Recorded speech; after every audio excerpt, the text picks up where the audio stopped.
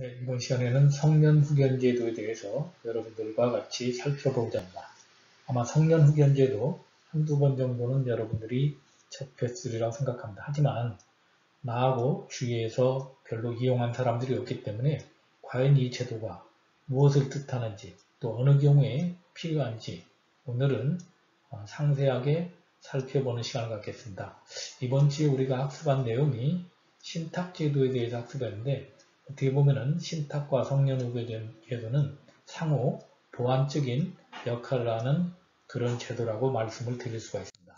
자, 먼저 후견제도를 학습하기에 앞서서 후견이라는 개념을 한자로 써보면 여러분들께서 쉽게 이해가 됩니다.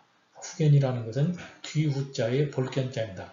뒤를 봐준다는 의미입니다. 자, 뒤를 봐준다는 얘기는 그러면 누구를 뒤를 봐주느냐? 나 아닌 피후견인이라고 하면은 통상적으로 질병이나 장애, 예를 들어서 노령, 그 밖의 사유로 인해서 정신적 제약이 있는 사람들이 스스로 일상생활이나 어떤 의사결정을 할 수 없을 때 제한된 범위 내에서 그 사람의 뒤를 돌봐주는 것을 우리가 후견이라고 말할 수 있습니다. 자, 그러면 성년후견제도의 개념을 보면은 질병, 장애, 노령, 그 밖의 사유로 인한 정신적 제약으로 사무처리 어려움을 겪는 사람들이 후견인 선임을 통해서 재산관리 및 신상보호 등을 지원받을 수 있도록 한 제도라고 말씀을 드릴 수가 있습니다. 성년후견제도의 필요성은 여러 가지로 말씀드릴 수가 있는데 첫 번째 고령화입니다. 우리가 대중 100세 시대라는 이런 말이 이제 무색하지 않을 만큼 많은 분들이 90세 이상 장수를 하고 있는데 문제는 오래 살면서 기본적으로 치매라든지 이런 것들로 인해서 정신건강이 좀 인지력이 떨어지는 분들이 많습니다. 그러면서 자기결정권을 제대로 할 수 없는 분들이 많기 때문에 이런 고령자들의 어떤 인지기능이 떨어지신 분의 어떤 자기결정권을 보호하는 제도로서 성년후견제도가 필요하게 되었다.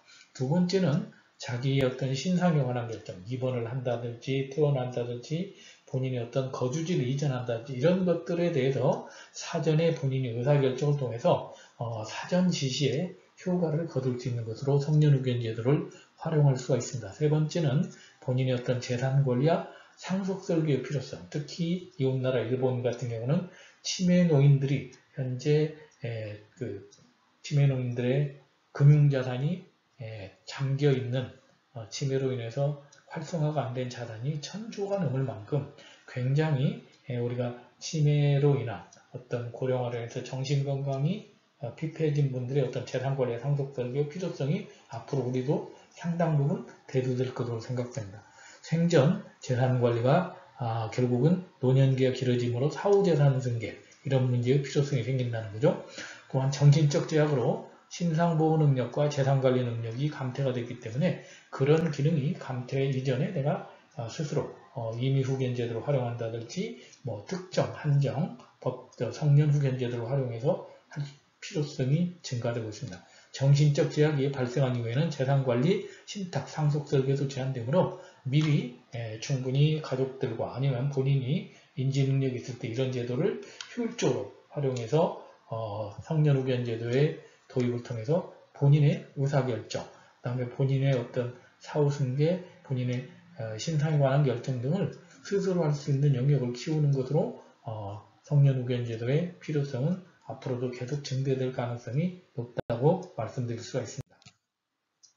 자, 그러면 우리가 제가 신탁에서도 말씀드렸지만 문제는 고령화로 인해서 우리가 오래 사는 데 있어서 문제는 건강수명이 계속해서 길어져야 되는데 실제로 건강에서도 여러 가지 어떤 질병으로 인한 건강도 있지만 특히 치매로 인한 어떤 인지기능이 감퇴되는 치매 환자 수가 지속적으로 증가되고 있습니다. 현재 2021년 기준으로 보면은 우리나라의 치매 환자가 약 88만 명, 노년 인구 이미 10%가 넘어가고 앞으로 한 10년 뒤에는 140만 명까지 해서 기하급수적으로 치매 인구는 증가되게 되는데 결국은 이 노년들이 치매가 되더라도 15년, 20년 장수를 하면서 본인의 어떤 신상이라든지 치료라든지 아니면 재산 상속 이런 것들에 대해서 의사결정에서 제약을 받는 분들이 많아지는 데 있어서 이런 분들의 효율적 자기 의사결정권을 유지하고자 하는 어떤 성년후견제도의 필요성이 이런 부분에서도 우리가 증대된다고 말씀을 드릴 수가 있습니다.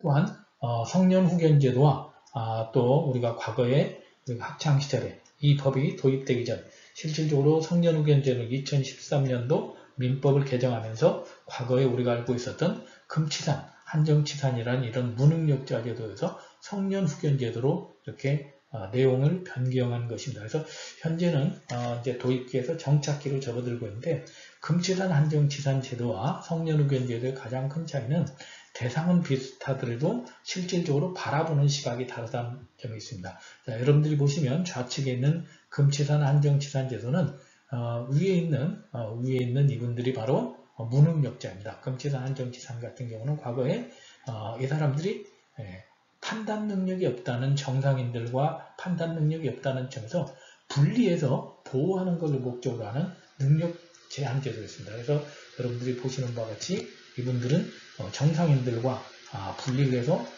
따로 후견인들이 따로 이렇게 이 사람들을 능력이 없다고 보고 보완해주는, 그러니까 한마디로 말해서 금치산, 한정치산 판정을 받게 되면 거의 능력이 없는 사람으로 우리가 취급되면서 사회활동이나 모두 의사결정에서 제약을 받았다면 지금의 성년후견제도는 피후견인을 판단 능력이 있는 존재로 보고 그 사람의 부족한 부분, 그 사람이 예를 들어서 완전히 능력이 부족하다면 성년후견제도, 만약에 일부만 부족하다면 한정후견제도, 특정 능력이 부족하다면 특정후견제도, 아니면 본인이 스스로 결정할 수 있을 때 계약을 통한 임의후견제도를 통해서 정상인들과 함께 후견인이 같이 분리되지 않고 이 사람의 어떤 권익을 보호하는 측면으로 우리가 같이 더불어 사는 이런 관점에서 완전히 과거의 제도와 성년후견제의 관점의 차이는 과거에는 분리해서 완전히 이 사람들을 무능력자로 분리했다면 지금은 이 사람들도 동등한 인격제로 보고 그 사람들의 부족한 부분만 도와주는 쪽으로 제도가 바뀌었다는 것이 큰 특징이라고 말씀을 드릴 수가 있습니다.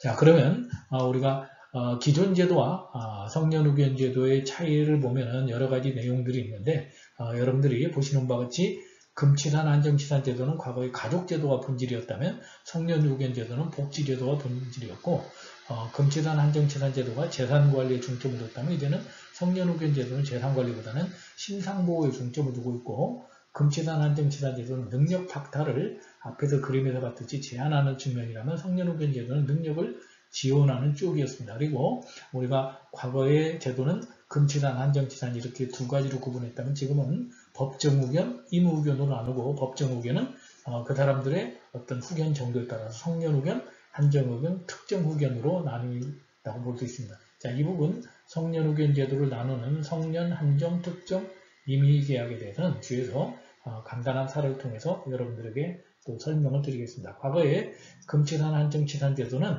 친족만 후견인이 될 수 있었지만 이제는 성년후견 제도는 친족이나 또 제3자, 또 법인도 후견인이 될 수 있도록 되어 있고 과거에 또 한 명만 후견인이 될 수 있었던 것도 지금은 복수로 후견인이 선임이 가능하다는 것, 이런 다양한 또 그 외에도 여러 가지 역할이 있습니다만은 우리가 큰 틀에서 보면은 가족제도에서 복지제도로 재산관리에서 신상보호로 능력박탈에서 능력 지원 중심으로 바뀌게 되었다는 것을 여러분들이 아실 수가 있습니다. 자, 그러면 우리가 성년후견제도의 이념을 보게 되면 크게 5가지를 보게 됩니다. 먼저 자기결정권을 존중한다.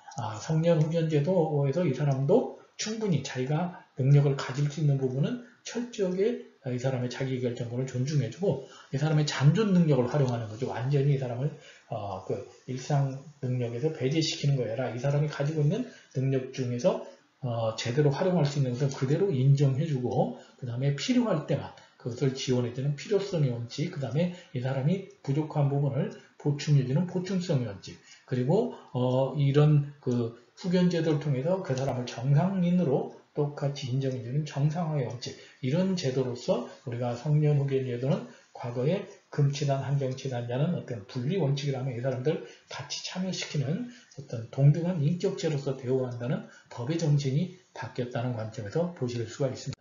자, 그리고 우리가 이제 성년후견제도와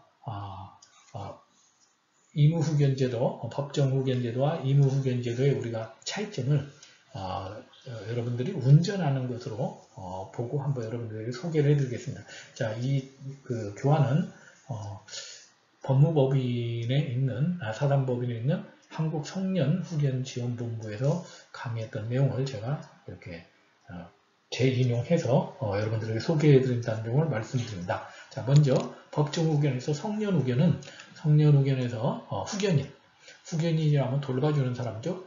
성년후견은 아무래도 뭐 치매라든지 어떤 능력이 급격히 인지능력이 떨어진 사람이기 때문에 이런 경우는 성년후견에서는 대부분의 모든 의사결정은 후견인이 운전자가 후견인이라는 것은 관점에서 접근하시면 되겠습니다. 자, 두 번째 한정후견이라 하면은 이 사람의 특정한 어떤 일정한 능력은 가지고 있으나 완전한 능력을 가지고 있지 않은 경우에는 우리가 운전 능력을 원칙은 피후견인인 당사자가 본인이 모든 의사결정을 하고 이 사람이 부족한 부분만 우리가 한정후견인이 도와주는 형태로 우리가 둘 다 운전을 잡는 형태라고 보면 되겠습니다. 그 다음에 이제 특정후견 같은 경우에는 원칙이 우리가 피후견인이 모든 의사결정을 하고 정말로 특수한 분야, 이 사람의 어떤 공무를 잘 활용을 못한다든지 금융기관 활용을 못한다든지 어떤 특정 업무를 할 때만 후견인이 도와주는 형태가 되겠습니다. 마지막으로 후견계약으로 형태로 지원되는 임의계약 같은 경우에는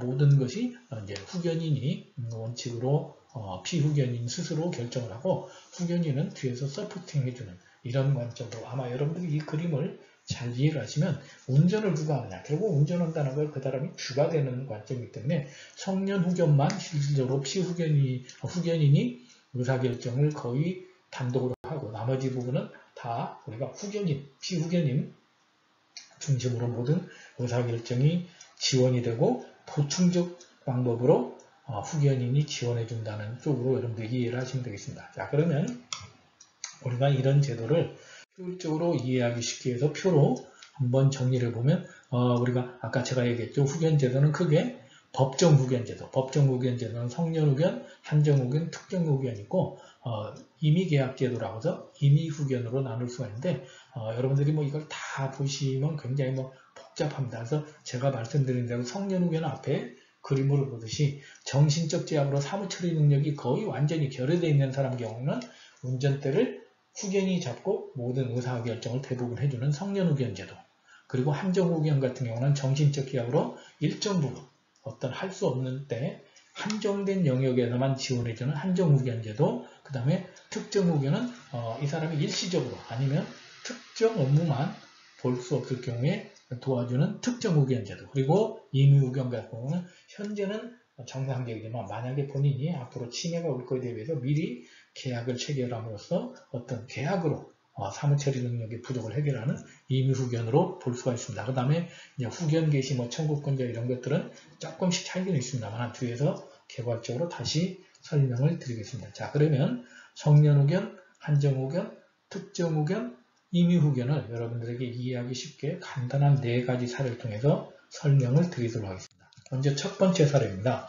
이몽룡 씨는 55세이고 현재 미혼인데 몇 달 전 교통사고로 식물인간 판정을 받았습니다. 그래서 교통사고 전 보험가입으로 치료비 및 손해보상금을 수령해야 되나 수익자가 이몽룡으로 되어 있어 모든 보험금이 지금 이몽룡 계좌로 입금 예정인데 문제는 이몽룡 씨 비밀번호를 지금 모른다는 겁니다. 그래서 지금 남아있는 가족은 결혼 안 하셨기 때문에 3남매가 지금 이제 이 사람의 어떤 그 후견인으로 이렇게 하고 싶은데 문제는 이분이 어떤 나중에 이것을 사망하게 되면 이 재산은 미혼이기 때문에 형제자매가 나누게 됩니다. 그래서 가족 3남매 중 대표자를 선정해서 치료비 및 향유돌봄을 진행하고자 한다. 이런 경우는 이분이 지금 식물인간이기 때문에 실적으로 모든 의사결정을 거의 할 수 없기 때문에 결국은 우리가 이몽룡 씨 대신에 업무를 봐줄 3남매 중 대표자를 선정해서 그 사람이 법원의 판단을 받아서 성년후견이라는 것을 하게 됩니다. 그런데 이때는 문제는 이 3남매 중에서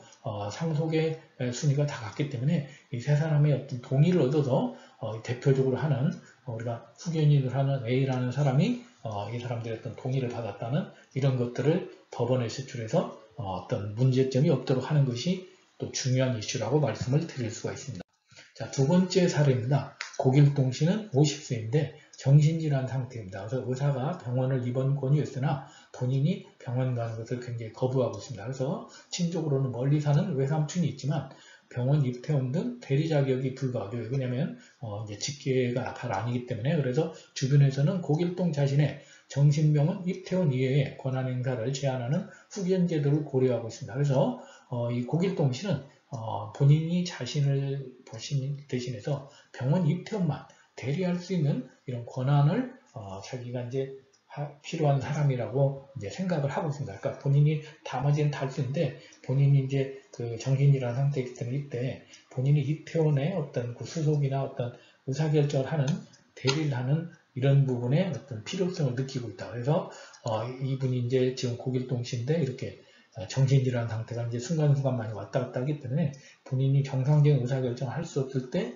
병원 입퇴원 어떤 이런 한정적인 영역에 대해서만 지원을 받고 싶을 때는 특정인을 우리가 후견인으로 지정을 해서 한정 후견, 모든 부분을 다 하는 성년 후견이 아니라 일정 부분의 어떤 영역은 할 수 있고 병원의 입퇴원 이런 것들에 대한 지원해주는 한정 후견 제도를 활용할 수 있는 방법을 추천을 드릴 수가 있습니다. 자, 세 번째 사례는 임꺽정 씨인데 35세입니다. 약간의 정신지체는 있으나 지자체 보호시설에서 현재 생활하고 있는데 얼마 전 부모님이 돌아가시면서 10억의 이제 상속을 받아서 이 사람이 이제 보호시설 나와서 본인이 스스로 집을 가지고 독립하고 싶은데 문제는 35세까지 살면서 한 번도 독립적으로 어떤 그 가사활동이나 의사결정을 해본 일이 없기 때문에 이분이 보호시설에서 나와서 자립을 희망하지만 사회생활에 필요한 어떤 임대차 계약이라든지 은행 업무 이런 것들을 할 수 없습니다. 그래서 이분이 생각할 때는 본인이 한 5년 정도만 지원한다면 자기가 이제 그걸 배워서 스스로 할 수 있을 것 같다. 이런 경우에는 우리가 이제 특정한 임대차나 은행 업무만 필요하기 때문에 우리 임꺽정 씨 같은 경우에는 이런 경우에는 우리가 특정 후견이라는 것에서 기간을 한 5년 정도 정해놓고 딱 범위도 재산 및 신상 부분에 대해서 공법적 행위, 임대차라든지 은행 업무만 후견인이 도와주는 형태로 하고 5년이 지나면 이제 이 사람은 정상인과 똑같이 생활할 수 있는 이런 그 제도를 활용하는 방법을 제안을 드릴 수가 있습니다. 자, 네 번째 사례입니다. 홍길동 씨는 60세인데 검진 결과 수년 내 치매 발생 가능성이 높다고 이제 진단을 받았습니다.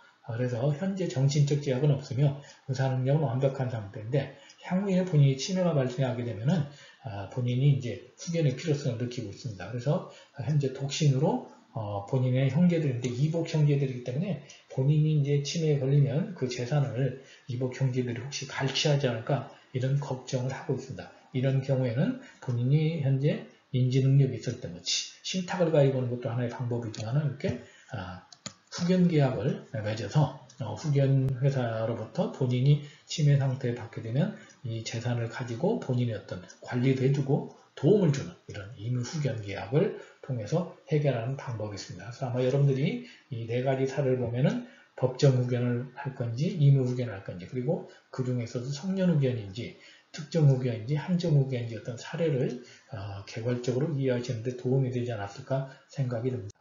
자, 그러면 성년 후견 제도를 이용할 수 있는 사람은 누가 있느냐? 우리가 모든 국민이 원칙적으로 사용이 가능하나 모든 국민이 다 후견 제도를 사용할 필요는 없겠죠.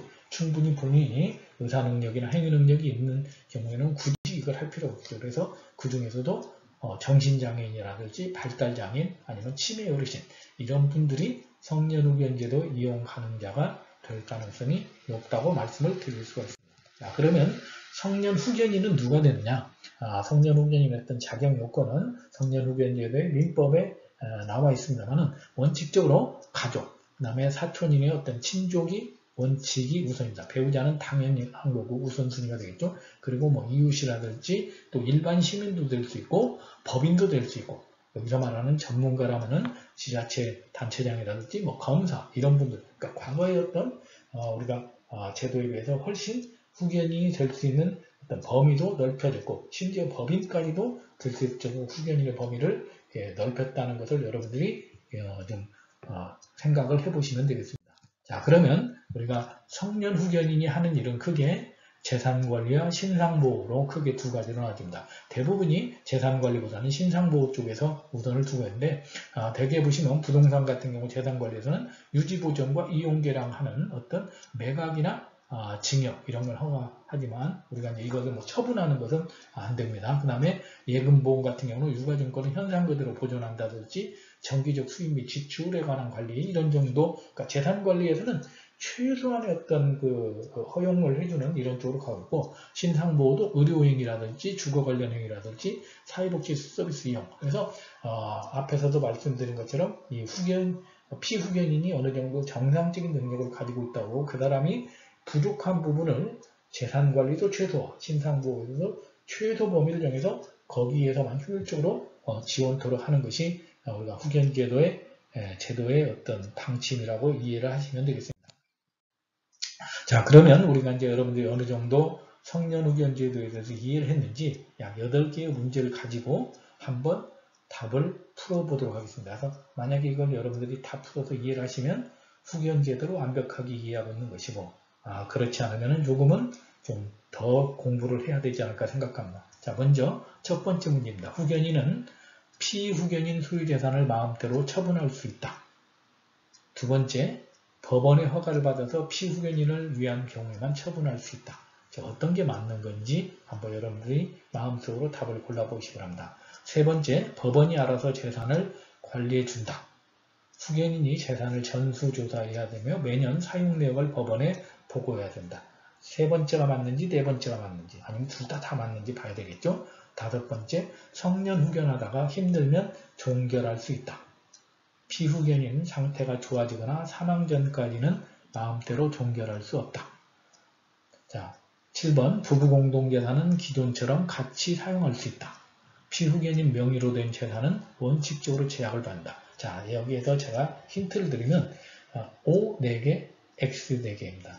아마 눈치를 채셨는지 모르겠는데 분홍색으로 된 문제는 답이 X이고 녹색으로 된 문제가 답이 O가 되겠습니다. 그래서 여러분들이 위에서 낸 문제의 X답의 정답이 바로 밑에 있기 때문에 제가 따로 설명드리지 않겠습니다. 첫 번째만 설명드리면 후견인은 피후견인 소유재산을 마음대로 처분할 수 있는 것이 아니라 법원의 허가를 받아서 피후견인을 위한 경우만 처분할 수 있다는 것. 나머지도 여러분들이 그런 관점에서 위에 있는 질문이 틀린 거고 밑에 있는 것이 맞다는 거. 이렇게 해서 여러분들이 이해를 하시면 아마 후견제도의 어떤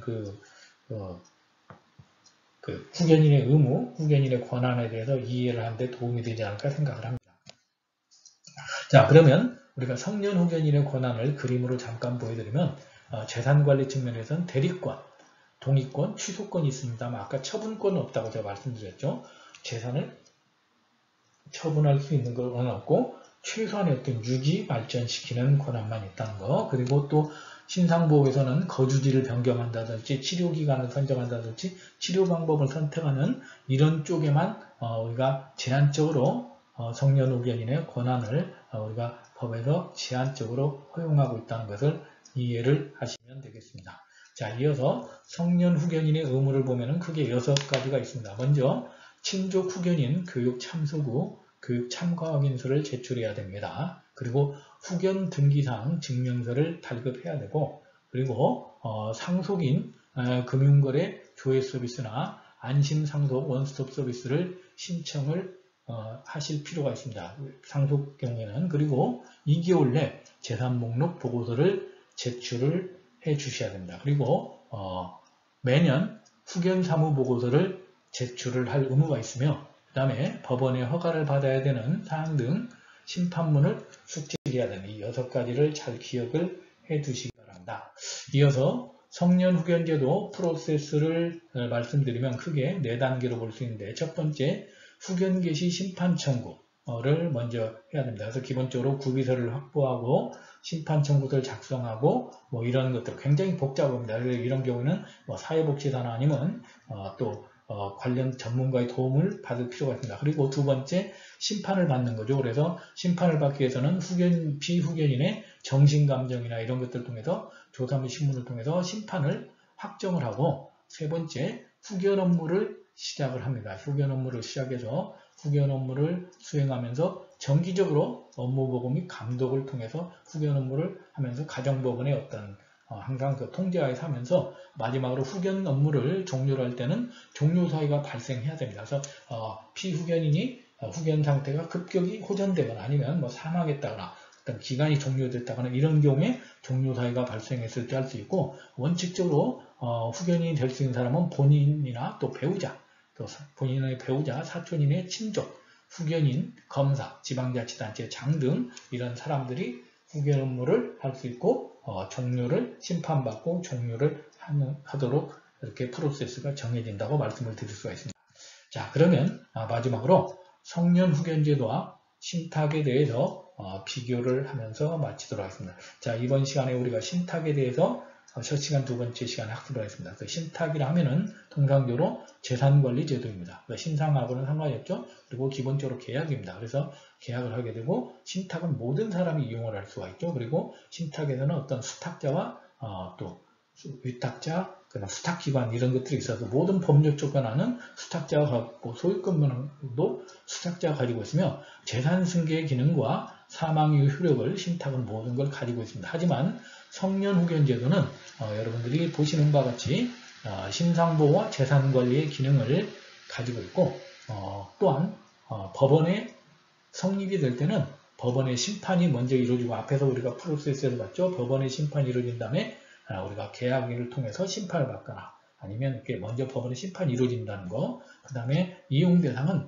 모든 사람이 원칙적으로 이용을 할 수 있지만 모든 사람이 이용하기에는 너무 비효율적이기 때문에 어떤 정신적 제약자라든지 이런 사람들이 이용하는 것이 원칙이다. 그리고 법률적 권한은 우리가 법정 대리인이 원칙적으로 하게 되고, 소유권 명의는 모든 것이 일단 본인 명의로 되어 있다는 것, 피후견인 본인 명의로 되어 있고, 재산 승계 기능도 없고, 사망 이후 효력도 인정이 안 되고, 피후견인이 사망하게 되면은 우리가 이제 성년 후견 제도도 종료가 된다는 거. 그래서 오늘 여러분들에게 학습해드린 성년 후견 제도 아마 약간 낯선 제도이고 아마 쉽게 우리가 접할 수 없었던 그런 제도라고 말씀을 드릴 수가 있습니다. 그렇지만 여러분들께서 아마 이 시간에 앞에서 물론 제가 만든 건 아닙니다만은 사단법인 한국성년후견지원본부에서 만들었던 구숙경 법무사였던 교환이 아주 제가 볼 때 상당히 잘 되어 있어서 이걸 통해서 여러분들에게 이렇게 쉽게 제 나름대로 설명을 해드린 만큼 아마 여러분들이 앞에서 제가 중간에 소개해드렸던 4가지 사례, 그림으로 소개해드린 4가지 사례 있었죠. 우리가 법정후견에서 우리가 성년후견 제도를 어떤 때 활용하는지, 그 다음에 한정후견을 어떤 때 활용하는지, 그 다음에 특정후견을 어떤 때 활용하는지, 임후견을 어떻게 활용하는지, 아마 여러분들이 그 4가지 사례만 잘 이해하신다면 아마 성년후견 제도를 효율적으로 활용하실 수 있지 않을까 생각합니다. 오늘 성년후견 제도를 통해서 우리의 주위에 있는 혹시 이 제도를 활용하실 수 있는 분들에게 도움이 되는 그런 소중한 시간이 되었기를 바라면서 이번 시간 강의를 마치겠습니다.